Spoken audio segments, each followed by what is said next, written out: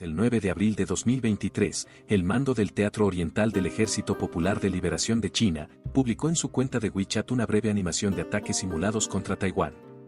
La animación muestra misiles disparados desde tierra, mar y aire contra el territorio de la isla, y dos de ellos estallan en llamas al alcanzar sus objetivos. Parece impresionante, ¿verdad? Pero en realidad este simulacro ha puesto al descubierto muchos de los puntos débiles del Ejército de Liberación Popular.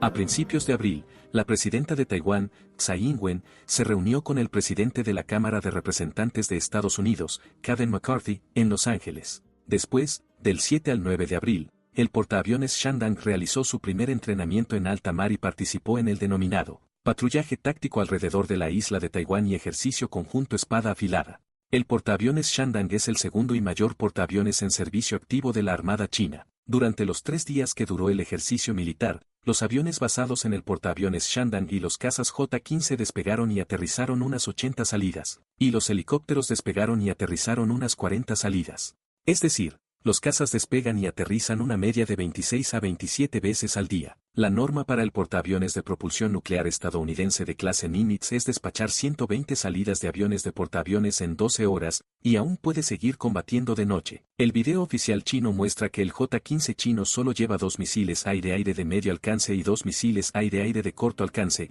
y no tiene capacidad de ataque aéreo.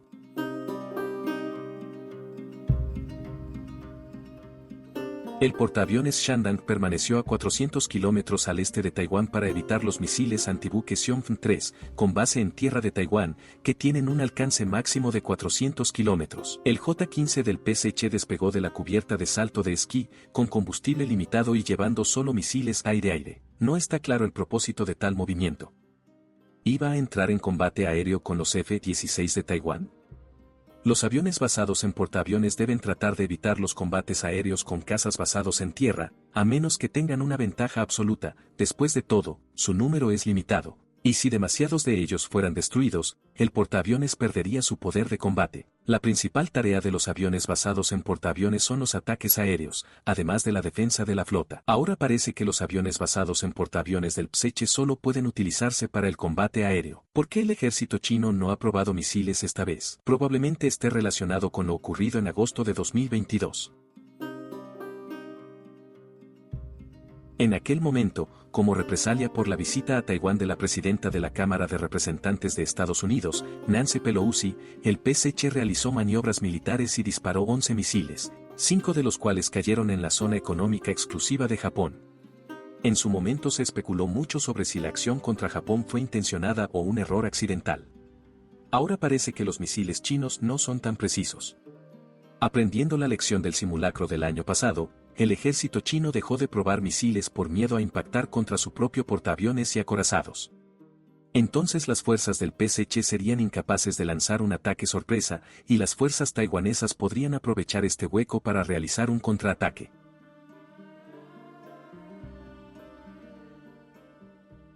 Un investigador senior del Center for International Assessment and Strategy se mostró perplejo por el paso de la flota del portaaviones Shandong por las aguas del sudeste de Taiwán, porque dado que el sudeste de Taiwán es la parte más profunda del Océano Pacífico, sería suicida enviar el portaaviones ya que es un área ideal para que operen los submarinos nucleares de ataque estadounidenses. Y añadió, si este portaaviones emprende alguna acción ofensiva contra el pueblo de Taiwán, se hundirá rápidamente en el fondo del mar. Es una maniobra temeraria. ¿Por qué apareció la flota del portaaviones Shandong en las aguas sudorientales de Taiwán en lugar de en las occidentales? Este ejercicio puso de manifiesto la enorme vulnerabilidad de la Armada China. En los últimos 20 años, el PSC ha construido a ciegas una armada oceánica, dando un gran rodeo. El portaaviones Liaoning entró en servicio en 2012. Fue visto como una señal importante de la salida al océano. Es el segundo buque portaaviones de la clase Kuznetsov de la antigua Unión Soviética. No fue diseñado para operaciones oceánicas, por lo que no puede competir con el portaaviones estadounidense. En 2019 se entregó en Hainan la versión ampliada del portaaviones de clase Kuznetsov número 3, es decir, el portaaviones Shandong. Tras el portaaviones Shandong, los esfuerzos del PSC por imitar al antiguo portaaviones soviético llegaron a un abrupto final. Pasó a imitar al portaaviones estadounidense. Lanzado en 2022, el portaaviones Fujian abandonó la cubierta de salto deslizante en favor de una cubierta plana como la de los portaaviones estadounidenses. Afirmó estar equipado con la catapulta electromagnética más avanzada, pero sigue funcionando con combustible convencional. El 11 de abril, Xi Jinping inspeccionó las fuerzas navales en la zona de guerra del sur en Yanjiang, Guangdong. Hizo hincapié en acelerar la transformación y la construcción y mejorar integralmente el nivel de modernización de las fuerzas. Probablemente hablaba con el corazón y, al mismo tiempo, revelaba la verdadera capacidad de combate de su armada. Los nuevos destructores chinos también imitan principalmente a los militares estadounidenses, pero es probable que su rendimiento y calidad se vean muy reducidos y que no sean raras las reparaciones frecuentes. Durante los ejercicios militares de China, un legislador taiwanés anunció que había recibido información sobre un interesante encuentro. Debido al mal tiempo y a los próximos ejercicios militares conjuntos entre Estados Unidos y Filipinas el 11 de abril, la armada del PSC tenía prisa por terminar rápidamente su trabajo. Su buque Youchan se puso en contacto por radio con el cercano patrullero naval taiwanés que les estaba vigilando, diciéndole por favor, acércate para que pudieran tomar algunas fotos como parte del informe que tenían que presentar. El legislador escribió, no pudimos evitar reírnos de esta noticia. Puede que los barcos del PSC sean más nuevos y más grandes, pero el entrenamiento y la calidad de los militares taiwaneses son mucho mejores que los del ejército chino. El 14 de abril, la presidenta de Taiwán dio las gracias a los pilotos de caza que se enfrentaron a la Fuerza Aérea China durante sus ejercicios alrededor de la isla y se comprometió a seguir reforzando las Fuerzas Armadas.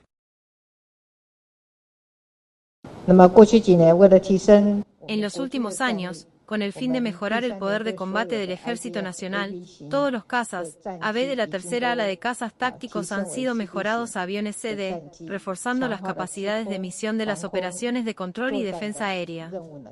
En el futuro, seguiremos mejorando nuestras instalaciones, de las fuerzas aéreas, de software y hardware y reforzando la formación del personal. Quiero decir a todo el mundo, mientras estemos unidos, podremos tranquilizar a nuestros compatriotas y dejar que el mundo vea nuestra determinación de proteger a nuestro país.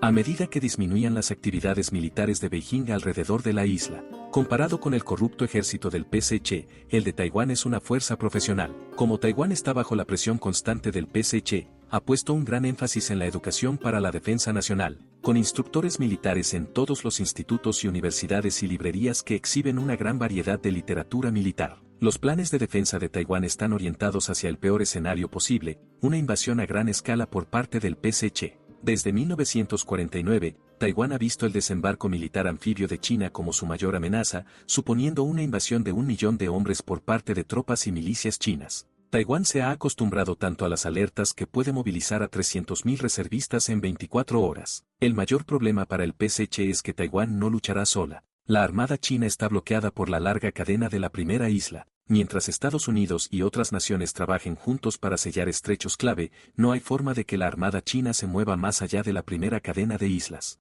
Y recientemente, la primera cadena de islas ha quedado más estrechamente bloqueada que nunca antes en la historia. El estrecho de Taiwán es el salvavidas de la navegación japonesa. El 90% del petróleo, el 99% de los minerales y el 100% del combustible nuclear pasan cerca del estrecho de Taiwán. Además, el 80% de los buques portacontenedores pasan directamente por el estrecho de Taiwán y cada 10 minutos, un barco japonés pasa por la zona del estrecho de Taiwán.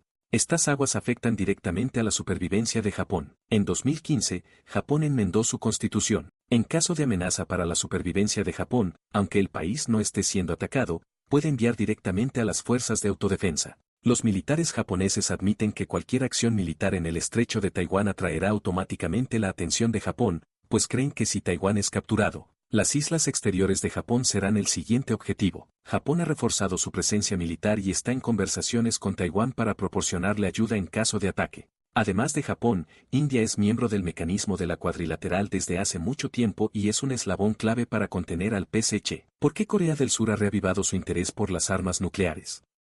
Desde 2017, Corea del Norte ha desarrollado armas nucleares que podrían golpear a Estados Unidos, lo que ha generado preocupación en Corea del Sur sobre si contaría con el apoyo total de Estados Unidos en caso de un conflicto a gran escala con Corea del Norte. El 24 de abril, el presidente surcoreano realizó una visita oficial a la Casa Blanca, y uno de los objetivos de su viaje era conseguir el despliegue de armas nucleares estadounidenses en Corea del Sur. Finalmente, la Casa Blanca optó por la opción menos arriesgada de enviar submarinos nucleares estratégicos a atracar en Corea del Sur.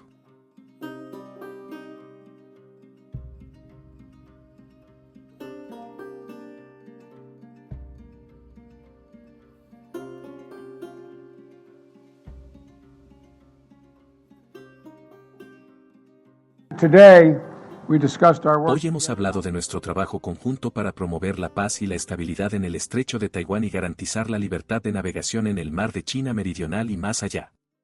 Los riesgos políticos y operativos de hacerlo son mínimos, y la amenaza real para el PSC es mayor. Si Estados Unidos desplegara armas nucleares en Corea del Sur, lo más probable es que fueran bombas nucleares o misiles transportados por aviones de guerra, y posiblemente misiles terrestres, ninguno de los cuales sería tan potente como los misiles Trident lanzados por submarinos, ni tan rápido de operar como los submarinos. Ahora, un submarino estadounidense de la clase Ohio estará preparado y, si se encontrara en aguas de Corea del Sur, no solo estaría más cerca de Corea del Norte, sino también de Beijing. Es capaz de alcanzar su objetivo en cuestión de minutos. 24 misiles Trident se lanzarían a corta distancia, sin necesidad de reducir la carga para aumentar el alcance, y cada misil podría transportar 12 cabezas nucleares, una proeza sin parangón con las armas nucleares terrestres y aéreas. El PSC animó a Corea del Norte a crear problemas, pero no previó que el resultado final sería traer a sus puertas el submarino nuclear más potente del ejército estadounidense. El presidente surcoreano fue tratado con cortesía durante su viaje a Washington, D.C. Se trata de un punto álgido en el estrechamiento de las relaciones entre ambos países, tras el estancamiento de las relaciones entre Corea del Sur y Estados Unidos bajo la presidencia de Moon Jae-in. Como hicieron los japoneses este año, le decimos claramente al PSC que es inaceptable forzar la reunificación de Taiwán mediante la violencia. Marcos Jr. fue el primer presidente filipino que visitó la Casa Blanca en la última década. Es natural que Filipinas mire a su único socio en el mundo para fortalecer y redefinir la relación que tenemos y los papeles que desempeñamos ante las crecientes tensiones que vemos ahora en torno al mar de China Meridional y las regiones de Asia-Pacífico e Indo-Pacífico.